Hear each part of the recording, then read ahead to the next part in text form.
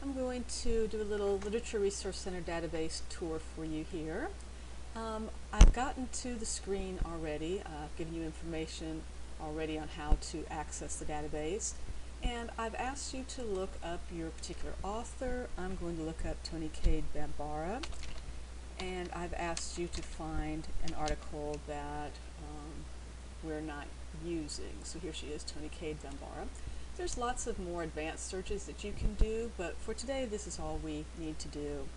So there are lots of things on this database. They have a featured author each day or week. I don't know how often they change it, a featured work. So we're just going to ignore all of this down here right now. We're just concentrating on looking for articles on Toni Cade Bambara. So we're going to hit the search icon here.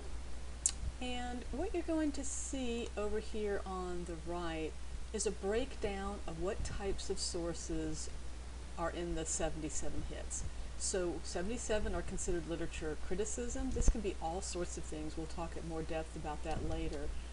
8 are strictly biographical. 69 of that 77 are topic and work overviews. That's a very floppy kind of category. When your instructor is asking you to find an academic article, that's different from a more encyclopedia type of overview of the work, which is sort of like Smoop or Sparks Notes explaining some aspect of the story to you. We're looking for arguments that scholars are making about some aspect of that text. So we'll work more on that later.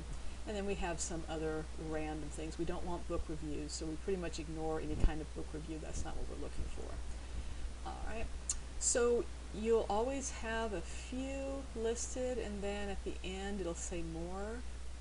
So here's more results. Alright, I'm going to find one. Let's talk about, here we go. Toni Cade Bambara's use of African American vernacular English in the lesson. Alright, you get a little bit of information about publication of it, the author and where it appeared, and you got kind of a word count. None of this is particularly useful. What you want to do is click on the title of the article, and we'll talk in class about how to read an article in a literature journal.